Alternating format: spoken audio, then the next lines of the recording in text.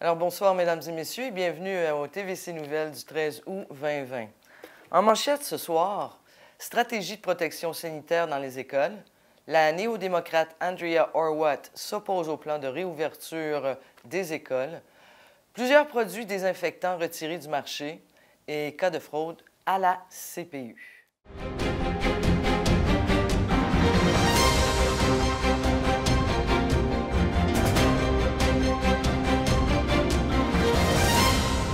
Alors, différentes stratégies de protection qui ont été proposées par les conseils en santé publique seront employées pour assurer la salubrité et la sécurité des environnements scolaires pour les élèves et le personnel. Tous les membres du personnel et les élèves devront effectuer un autodépistage chaque jour avant d'aller à l'école.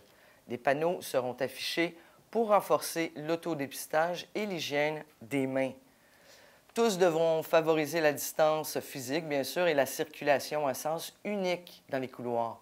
Les élèves et les membres du personnel devront respecter les pratiques d'entrée et de sortie et l'utilisation des terrains de jeu et des cours d'école, garantir une signalisation adéquate dans les toilettes et signaler la disponibilité, dis-je bien, du désinfectant pour les mains.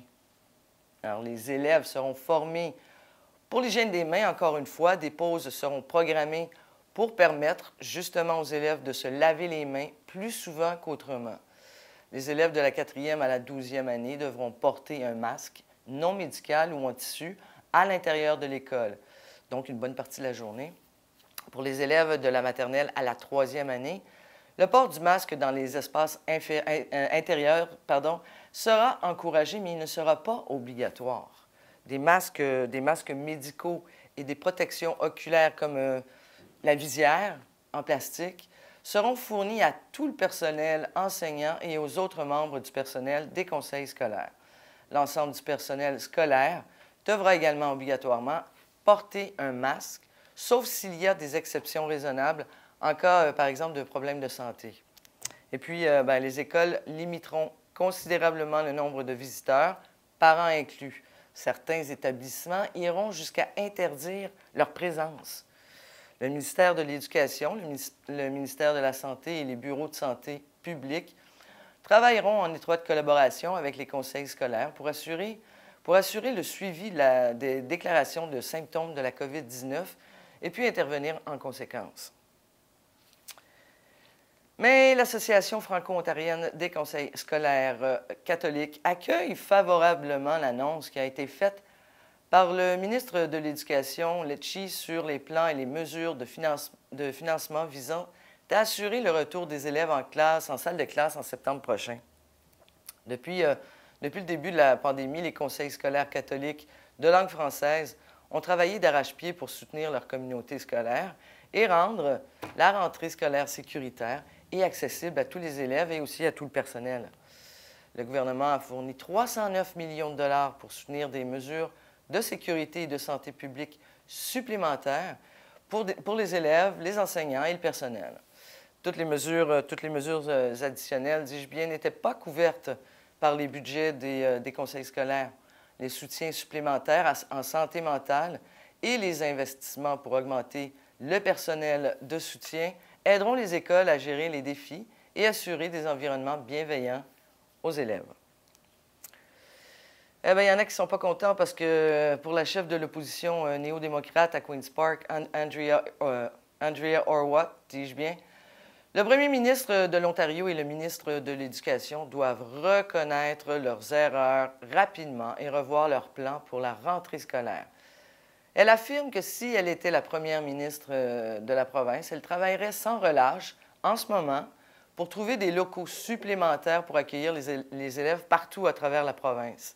Cette dernière souligne aussi que le temps presse, puisque certains parents ont jusqu'à vendredi, donc demain, pour indiquer à la direction d'école si leurs enfants seront de retour en classe ou s'ils préfèrent que ceux-ci poursuivent l'école à la maison. Et puis, cet été, un message a été envoyé aux enfants, aux parents d'enfants qui fréquentent ou fréquenteront les garderies pour connaître leurs intentions concernant le retour de leur enfant à la garderie municipale de Clarence Rockland. On parle ici des groupes qui débutent le 31 août prochain. Ça arrive à grands pas. À la suite de discussions avec les parents et l'administration de la cité de Clarence-Rocklin, ils ont jusqu'à demain, 14 août, pour confirmer la présence de leur enfant en garderie, comme j'ai dit tout à l'heure. Mais les responsables des garderies expliquent que cette date peut être révisée s'ils n'ont pas reçu de directive des conseils scolaires. Eh bien, Pierre Leroux, le président des Comtés unis de Prescott Russell, a déclaré plus tôt cette semaine que l'état d'urgence sanitaire sera bientôt levé. M. Leroux explique que s'il y avait une deuxième vague de la COVID-19, comme on pense qu'il va y avoir, les CUPR redéclareront l'état d'urgence de nouveau. Il assure à la population que certaines mesures vont demeurer en place même lorsque la province elle-même aura levé son état d'urgence. C'est le 26 mars dernier que les CUPR avaient déclaré l'état d'urgence sanitaire pour la région. Eh bien, Santé Canada avise la population canadienne que certains désinfectants pour les mains sont retirés du marché actuellement parce qu'ils contiennent certains types d'éthanol et du dénaturant qui ne sont pas des ingrédients acceptables dans la fabrication de désinfectants pour les mains au Canada. Les dénaturants sont ajoutés à l'éthanol, ce qui le rend impropre à la consommation humaine, puisque ces produits inacceptables d'éthanol et de dénaturants n'ont pas été approuvés pour la fabrication de désinfectants pour les mains au Canada. Le ministère de la Santé n'en a pas évalué l'innocuité ou l'efficacité. On compte parmi les effets indésirables possibles aux ingrédients figurant dans ces produits une irritation et des gerçures, une irritation des yeux, des voies respiratoires supérieures et aussi des maux de tête. Si vous êtes curieux, il y a une liste qui sera mise à jour si Santé Canada apprend que d'autres produits sont visés. Les Canadiens sont invités à consulter régulièrement cette liste pour obtenir des renseignements à jour. On peut prendre connaissance de ces produits en se rendant sur la page web du BSEO. Eh bien, aussi en attendait, j'en avais parlé il y a plusieurs semaines, dans un autre TVC Nouvelles, depuis la mise en place de la prestation canadienne d'urgence. L'Agence du revenu du Canada a été témoin de diverses arnaques de vol d'identité. L'Agence reconnaît que les victimes de vol d'identité subissent de lourdes conséquences financières, mais aussi émotionnelles. L'Agence explique qu'elle fait tout ce qu'elle peut pour prévenir ce type d'escroquerie. Pour éviter ce genre d'abus, il est donc vivement recommandé de s'inscrire au service Mon dossier de l'ARC, qui offre des alertes par mesure de sécurité supplémentaires. Eh bien, ces alertes informent les contribuables par courrier électronique si leur adresse ou leurs informations de dépôt direct ont été modifiées. Les contribuables qui reçoivent une alerte concernant leur dossier et qui n'ont pas autorisé de changement doivent immédiatement communiquer avec l'Agence du revenu du Canada. Le bureau du député fédéral Francis Drouin a reçu, beaucoup d'appels concernant plusieurs cas présumés d'arnaque ici dans la région. Alors, on fait attention. Si l'Agence du revenu du Canada confirme qu'un contribuable a été victime d'une fraude et qu'un paiement au titre de la PCU a été versé à un fraudeur, le demandeur pourra quand même recevoir lui-même un paiement au titre de la PCU, dans la mesure où il y est admissible, bien sûr. Dès que l'Agence du revenu du Canada a connaissance d'un incident présumé de vol d'identité, elle procède à un examen approfondi et entre en contact avec les victimes potentielles pour les informer de l'incident et aussi pour rétablir les informations dans leur dossier. Le cas échéant, l'Agence du revenu du Canada collabore avec la Gendarmerie royale du Canada, le Centre antifraude du Canada et le service de police local pour enquêter sur l'incident. Il est recommandé aux victimes de se rendre sur la page web de l'ARC sous l'onglet « Que faire en cas d'arnaque ». Eh bien, le gouvernement du Canada a amorcé la reprise progressive de certains services de passeport au Canada, mais les services offerts demeurent toutefois limités, puisque c'est uniquement sur rendez-vous que les services fonctionnent maintenant. En fait, pour le moment. Pour ceux qui veulent faire une demande de passeport, ils peuvent le faire par la poste. Ceux qui ont besoin d'un passeport dans l'immédiat, si par exemple ils comptent voyager dans dans moins de 30 jours et qui ont une preuve de départ, ils peuvent demander un rendez-vous en personne. Mais si vous n'avez pas de projet de voyage, eh bien, on vous demande d'attendre avant de faire la demande d'un passeport. Les délais de traitement devraient être plus longs qu'à l'habitude en raison de la demande élevée. Si votre passeport est échu, vous avez droit, ça c'est positif, vous avez droit au processus de renouvellement simplifié. Ça veut dire qu'on a 2 ans au lieu d'1 an pour le renouveler. Donc, par exemple, si votre passeport a expiré le 1er février 2019 ou après cette date, bien, vous avez jusqu'au 1er février 2021 pour le refaire. Le développement économique et touristique des Comtés-Unis de Prescott et Russell a publié le 2e rapport donnant suite au sondage intitulé, dis-je bien, l'évolution des impacts de la COVID-19 sur les entreprises de Prescott et Russell. Ce sondage a été mené du 8 au 15 juillet dernier auprès de 279 entrepreneurs locaux. De manière générale, les entreprises de la région semblent reprendre confiance en l'avenir et sont nombreuses à avoir repris leurs opérations, soit sur leur format original ou sur une toute nouvelle formule. Ça donnait bien des idées à plusieurs entrepreneurs. Le nombre d'entrepreneurs qui disent s'être adaptés à la situation est en hausse de 21 % par rapport aux résultats de sondage obtenus en mai dernier dans le premier rapport qui avait été fait.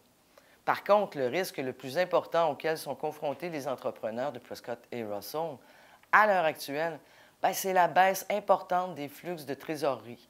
Plusieurs secteurs économiques tels la vente de détail, le manufacturier, les arts, le divertissement et les loisirs décrivent toujours la situation comme étant critique. Mais les CUPR se rassurent car les projections d'embauche sont encourageantes puisque plus d'un quart des employeurs qui ont répondu au sondage comptent embaucher de nouveaux employés d'ici les 6 prochains mois. Au sujet de la relance économique, les entrepreneurs locaux sont nombreux à demander plus de soutien financier, des initiatives faisant la promotion du comportement de l'achat local ainsi que l'importance du rétablissement de la confiance des consommateurs. Eh bien, le Bureau de santé de l'Est de l'Ontario avise que 2 chauves-souris ont été testées positifs à la rage dans la région la semaine dernière. Bien qu'il n'y ait pas eu de cas de rage chez un humain, le BSEO rappelle quand même aux résidents de l'Est ontarien de prendre des précautions, de prendre des précautions pour se protéger. Pour protéger la communauté, la loi exige que tous les chiens et chats de compagnie âgés de 3 mois ou plus soient vaccinés contre la rage. Même les animaux qui ne sortent pas à l'extérieur doivent aussi recevoir le vaccin contre la rage, de façon régulière puisque les chauves-souris peuvent entrer à l'intérieur de n'importe quelle résidence.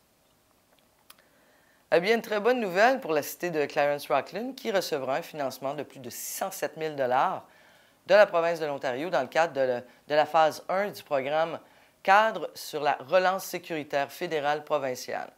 Ce montant aidera la cité à soutenir les coûts de fonctionnement et les défis pendant la pandémie qui sévit toujours. Le maire Guy Desjardins a dit dans un communiqué de presse que ça va aider à compenser les dépenses liées à la diminution des revenus et les déficits encourus en raison de la réduction des ratios dans les garderies municipales. Ce montant aidera également la municipalité à l'adaptation des technologies pour le télétravail, il y en a de plus en plus, au réaménagement des installations municipales et à l'achat d'équipements de protection pour les employés.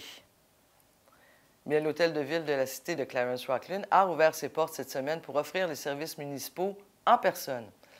Pour éviter les longues lignes d'attente et pour respecter la distanciation physique, les services sont offerts sur rendez-vous seulement. Il est important de noter, par contre, que les services municipaux sont toujours disponibles par courriel, par téléphone et en ligne.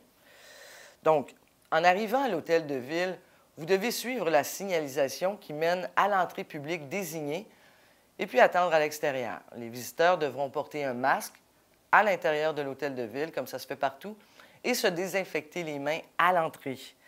Il y a un employé municipal qui vous demandera de signer un registre des visiteurs et attester que vous n'avez aucun symptôme de la COVID-19. Et puis, bien, la salle communautaire de l'Arena Clarence Rockland sera disponible à nouveau pour les locations privées à compter du lundi prochain, 17 août, et la réouverture des autres centres communautaires et des installations de loisirs se fera, elle, graduellement au cours des prochains mois. Et voilà, mesdames et messieurs, c'était votre TVC Nouvelles du 13 août. Je vous remercie d'avoir été là. Ça me fait plaisir de vous retrouver après 2 semaines de vacances et on se revoit la semaine prochaine. Au revoir.